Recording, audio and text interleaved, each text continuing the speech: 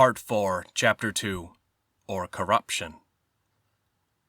But I have been brought up short. You are not talking about the subject at all. You have got off the track again and on to prison, and what you are supposed to be talking about is camp. But I was also, I thought, talking about camp. Well, all right. I'll shut up. I shall give some space to contrary opinions. Many camp inmates will object to what I have said and will say that they did not observe any ascent of the soul, that this is nonsense, and that corruption took place at every step. More insistent and more significant than others, because he had already written about this, was Shelemov's objection. In the camp situation, human beings never remain human beings. The camps were created to this end.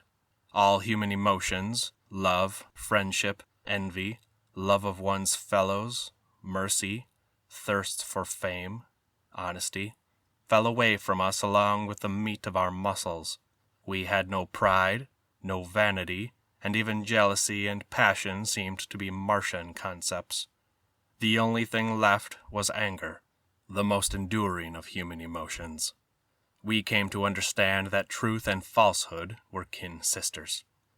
There is only one distinction here to which Shelemov agrees. Ascent, growth in profundity, the development of human beings, is possible in prison. But camp is wholly and consistently a negative school of life. There is nothing either necessary or useful that anyone derives from it. The prisoner learns flattery, falsehood, and petty and large-scale meanness. When he returns home, he sees not only that he has grown during his time in camp, but that his interests have become meager and crude. Y. Ginsberg also agrees with this distinction. Prison ennobled people, while camp corrupted them. And how can one object to that? In prison, both in solitary confinement and outside solitary too, a human being confronts his grief face to face. This grief is a mountain, but he has to find space inside himself for it, to familiarize himself with it, to digest it, and it him. This is the highest form of moral effort, which has always ennobled every human being. A duel with the years and with the walls constitutes moral work and a path upward, if you can climb it. And if you share those years with a comrade, it is never in a situation in which you are called on to die in order to save his life, nor is it necessary for him to die in order for you to survive. You have the possibility of entering not into conflict, but into mutual support and enrichment. But in camp, it would appear, you do not have that path. Bread is not issued in equal pieces, but thrown onto a pile. Go grab. Knock down your neighbors and tear it out of their hands. The quantity of bread issued is such that 1 or 2 people have to die for each who survives. The bread is hung up high on a pine tree. Go fell it. The bread is deposited in a coal mine. Go down and mine it. Can you think about your own grief, about the past and the future, about humanity and God? Your mind is absorbed in vain calculations which for the present moment cut you off from the heavens. And tomorrow you are worth nothing. You hate labor. It is your principal enemy. You hate your companions, rivals in life and death. You are reduced to a frazzle by intense envy and alarm lest somewhere behind your back others right now dividing up that bread which could be yours, that somewhere on the other side of the wall a tiny potato is being ladled out of the pot which could have ended up in your own bowl. Camp life was organized in such a way that envy pecked at your soul from all sides, even the best defended soul. And in addition, you are constantly gripped by fear of slipping off even though that pitifully low level to which you are clinging, of losing your work, which is still not the hardest, of becoming a cropper on a prisoner transport, of ending up in a strict regimen camp. And on top of that, you got beaten if you were weaker than all the rest, or else you yourself beat up those weaker than you. And wasn't this corruption?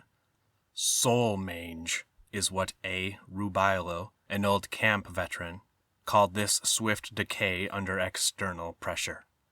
Amid these vicious feelings and tense petty calculations, when and on what foundation could you ascend?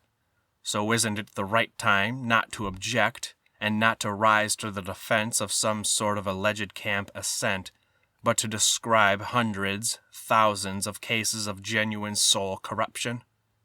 To cite examples of how no one could resist the camp philosophy of Yashka, the Jez-Kazgan work assigner, the more you spit on people, the more they'll esteem you. To tell how newly arrived frontline soldiers, in Krasleg in 1942, had no sooner scented the thieves' atmosphere than they themselves undertook to play the thief, to plunder the Lithuanians and to fatten up off their foodstuffs and possessions. You greenhorns can go die. Or how certain Vlasov men began to pass for thieves out of the conviction that that was the only way to survive in camp. Or about that assistant professor of literature who became a thief ringleader. And how much corruption was introduced by that democratic and progressive system of trusty watchmen, which our Zek terminology became converted to self-guarding, introduced back in 1918.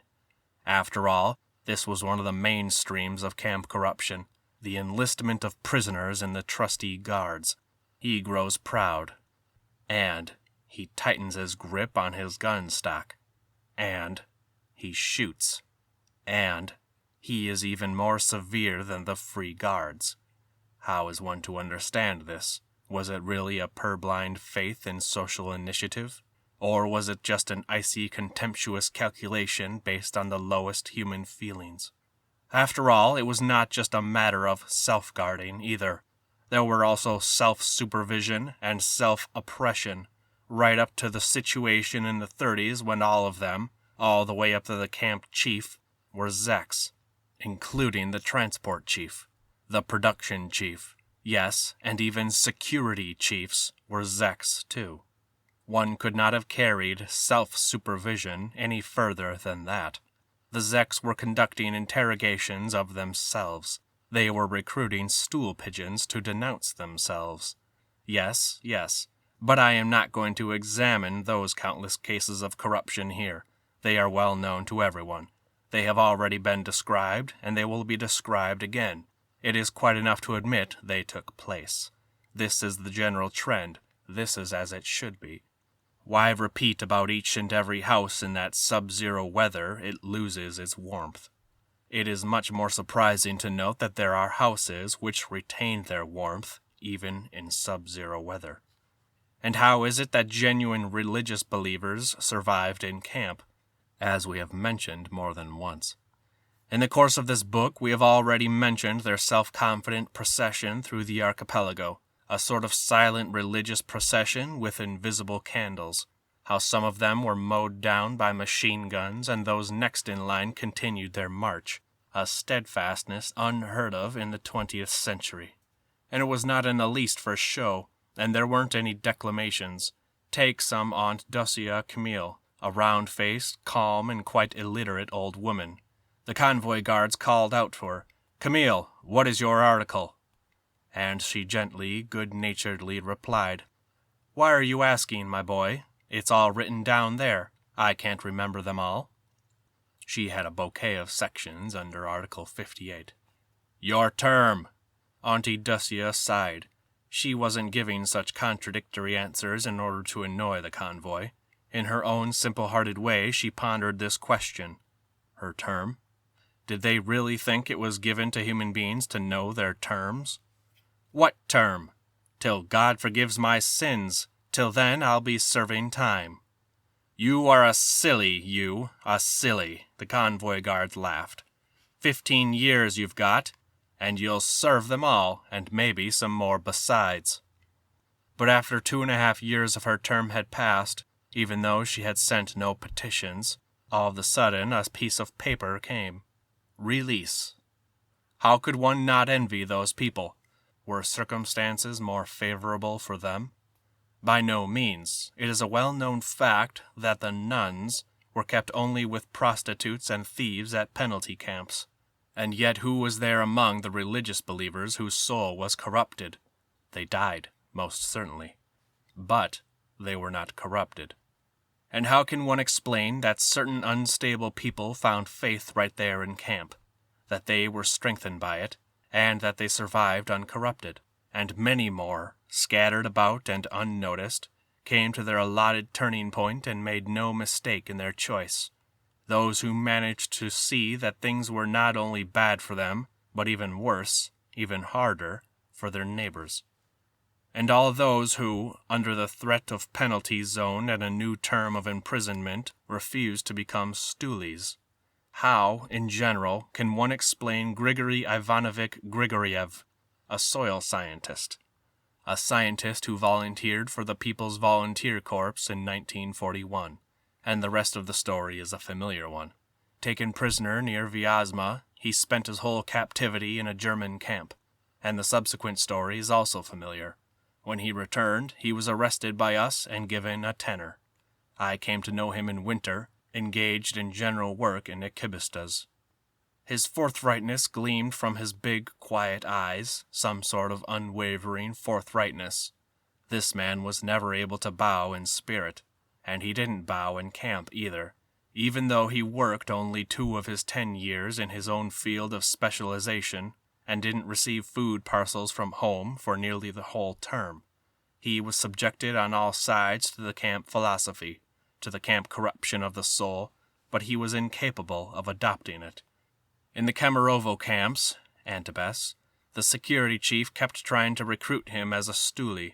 Grigoriev replied to him quite honestly and candidly, "I find it repulsive to talk to you. You will find many willing without me. You bastard, you'll crawl on all 4s. I would be better off hanging myself on the first branch." And so he was sent off to a penalty situation. He stood it for half a year, and he made mistakes which were even more unforgivable. When he was sent on an agricultural work party, he refused, as a soil scientist, to accept the post of brigadier offered to him. He hoed and scythed with enthusiasm. And even more stupidly, in Ekibistas, at the stone quarry, he refused to be a work checker, only because he would have had to pad the worksheets for the sloggers, for which, later on, when they caught up with it, the eternally drunk free foreman would have had to pay the penalty. But would he? And so he went to break rocks. His honesty was so monstrously unnatural that when he went out to process potatoes with the vegetable storeroom brigade, he did not steal any, though everyone else did. When he was in a good post, in the privileged repair shop brigade at the pumping station equipment, he left simply because he refused to wash the socks of the free bachelor construction supervisor, Trevish. His fellow brigade members tried to persuade him. "Come on now, isn't it all the same, the kind of work you do?" But no, it turned out it was not at all the same to him. How many times did he select the worst and hardest lot, just so as not to have to offend against conscience? And he didn't, not in the least, and I am a witness. And even more, because of the astounding influence on his body of his bright and spotless human spirit, though no one today believes in any such influence, no one understands it. The organism of Grigory Ivanovich, who was no longer young, close to 50, grew stronger in camp. His earlier rheumatism of one of the joints disappeared completely, and he became particularly healthy after the typhus from which he recovered. In the winter he went out in cotton sacks, making holes for them in his head and his arms, and he did not catch cold. So wouldn't it be more correct to say that no camp can corrupt those who have a stable nucleus, who do not accept that pitiful ideology which holds that human beings are created for happiness, an ideology which is done in by the first blow of the work assigner's cudgel? Those people became corrupted in camp who before camp had not been enriched by any morality at all, or by any spiritual upbringing. This is not at all a theoretical matter, since during our glorious half-century millions of them grew up. Those people became corrupted in camp who had already been corrupted out in freedom, or who were ready for it, because people are corrupted in freedom too, sometimes even more effectively than in camp. If a person went swiftly bad in camp, what it might mean was that he had not just gone bad, but that inner foulness which had not previously been needed had disclosed itself. M.A. Voitchenko has his opinion. In camp, existence did not determine consciousness, but just the opposite. Consciousness and steadfast faith in the human essence decided whether you became an animal or remained a human being. Yes, camp corruption was a mass phenomenon, but not only because the camps were awful, but because in addition we Soviet people stepped upon the soil of the archipelago spiritually disarmed, long since prepared to be corrupted, already tinged by it out in freedom, and we strained our ears to hear it from the old camp veterans, how to live in camp. But we ought to have known how to live and how to die without any camp. Yes, the camps were calculated and intended to corrupt, but this didn't mean that they succeeded in crushing everyone. Just as in nature, the process of oxidation never occurs without an accompanying reduction. One substance oxidizes while at the same time another reduces. So in camp, too, and everywhere in life, there is no corruption without ascent. They exist alongside one another. In the next part, I hope still to show how in other camps, in the special camps, a different environment was created after a certain time. The process of corruption was greatly hampered, and the process of ascent became attractive even to the camp careerists. End of Part 4, Chapter 2.